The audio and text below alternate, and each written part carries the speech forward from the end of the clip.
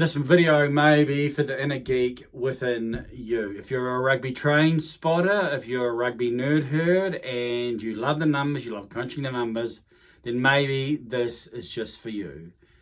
We're going to look at the permutations in Pool A with what I'll describe as 2 rounds to go. Namibia, they've played their matches, they're won. No, they haven't won, but they're dusted at Rugby World Cup 2023. So here we go. I apologise if there's any reflection from the light ring above. I'll try and make it look as effective. I'm just going to press the screen because something is on it. There we go. I can see you now. And as we stand before Italy, New Zealand, Italy, happening on Saturday morning, New Zealand time, and then the 2 matches after that, which is Italy, France, Italy, and New Zealand versus Uruguay. This is where it stands as of today. France 13 plus 125, Italy 10 plus 65, New Zealand 5 plus 54. So that's where it stands. Now, if you were looking at historic records, New Zealand have never lost to Italy. The closest Italy have gotten to the All Blacks is 10 points. I believe that's right. I believe I'm right there. In 1991. And if that's the case, then it's going to be a big challenge for them, 1, not only to win, 2, to get 1 bonus point to be within 7 points, and combining those realities to get 4 tries. However, that's the mountain that's before Italy. A lot's happened. A lot of firsts have happened under Foster. Foster's a first.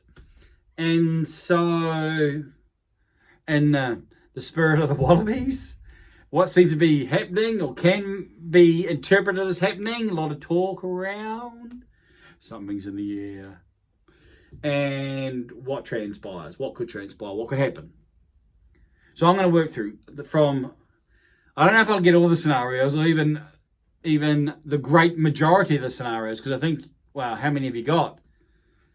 However, we'll work through maybe what I think will hopefully be the main one.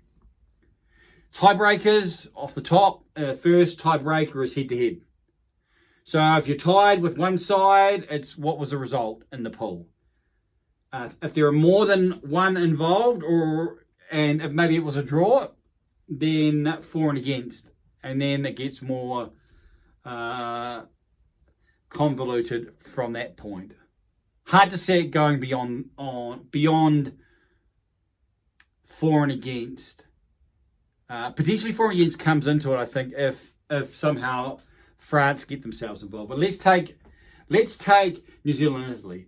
I've said New Zealand need to get 5 points and they need to stop Italy from getting any points. The reason why is because then that will take New Zealand to 10 points.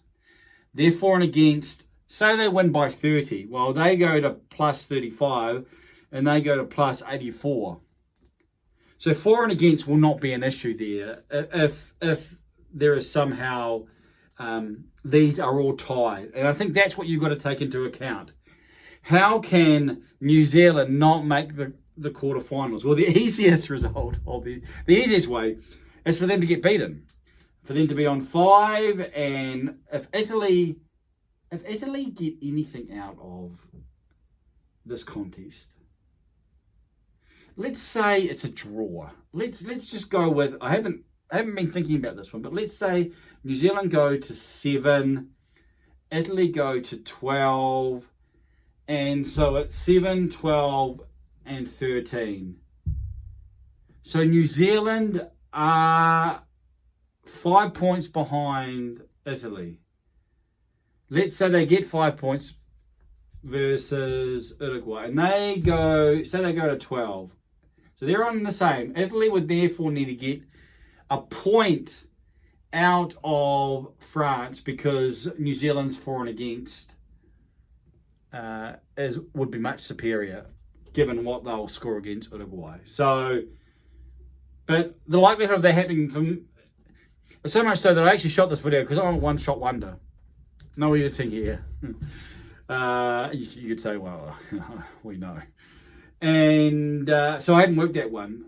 But let's give New Zealand, say, 9 points. So they get 9 points, and Italy get 11. They get a point. So it's 9, 11, and 13 points at the end of play. And so New Zealand have been able to get the win, but they haven't been able to get 4 tries. Italy have somehow stayed within 7 points. So maybe, again, sending off.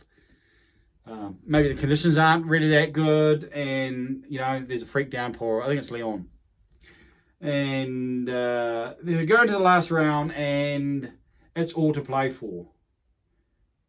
Well, obviously, if France beat Italy and New Zealand get 5, so they go to 14, and Italy are on 11, then the best they can get to is 13. So that's, again, it won't be enough.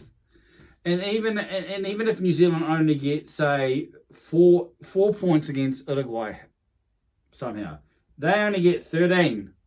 I might need to go up a bit, maybe need to go up a bit. And they're on the same points, then it will come down to for and against because it's been a draw. Probably the scenario that could be really out of the box, and this assumes that New Zealand get 5 points, so they're on 10 here, and Italy get, let's just say Italy are on 10, so 10, 10, 13. New Zealand go to 15, so New Zealand are at 15 at the end of it. And this result here, somehow Italy are able to do something, and they get 5 points out of it. So they go to 15. And France, because it's been a tri-fest, it's a sevens contest, they go to 15. So 15, 15, 15. Therefore, they've each beaten each other, different teams, different there's no uniformity in terms of the win and the loss, Beaten, and therefore it would come down to for and against. You'd still expect at that scenario for France and New Zealand, and it could be New Zealand on the top at that point, because look at France, 125. Italy would be a lot. You'd expect New Zealand to score more points than get a better result over Uruguay than Italy would get over France. And so it's hard to find a result that means that New Zealand miss out.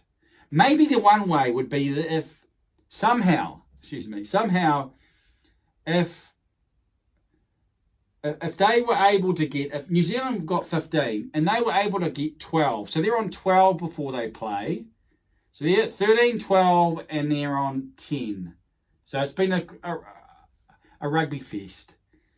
And this is another rugby fest, they go to 17. Italy go to 17, so they're actually top the group.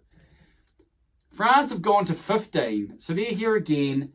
And New Zealand have gone to 15 because that's the maximum of what they can do. Then France, New Zealand, the head-to-head result means that New Zealand go home. So you can see we're trying to pour through those things. So what it basically means is if it goes to form, if it goes to history, then New Zealand should do the business over Italy. And you'd expect them to get 5. It's hard to see how Italy will get a point if New Zealand get 4 tries. But maybe it happens. But it's still difficult to see them getting within 7. Maybe they're able to get 4 tries, but not. Maybe it's 54 to 26 or something. Maybe it's like that. And so it's, again, it would mean 13, 11, and 10, excuse me. 13, 11, and 10. And then working forward from that scenarios. I think I just drew on my hat, clever clog as I am. Anyway, as you can see, And if that transpires and that takes place, and then somehow these guys get 5 points, these guys get 2 bonus points, and these guys get 5 points, then they're on 16, they're on 15, New Zealand are on 15, and New Zealand go home. Those are the... You have to say if that happens, then it's going to be pretty hectic and pretty out of the box. You'd expect New Zealand to be on 10. I would hope from a New Zealand perspective that they would have extended Italy so that even if it's closer than what they want, even if it's closer, they're not within 7 and they haven't scored 4 tries. Maybe it's 35 points to 21 or 19. Something like that. So it's not 4 tries, it's 2 or 3 tries, and it's a 15 point. It still doesn't change the point totals. For and against will change. So you'd think that all things, and I hope there's not too much reflection, should mean that the All Blacks should go through. And I think if that's clear, then France will probably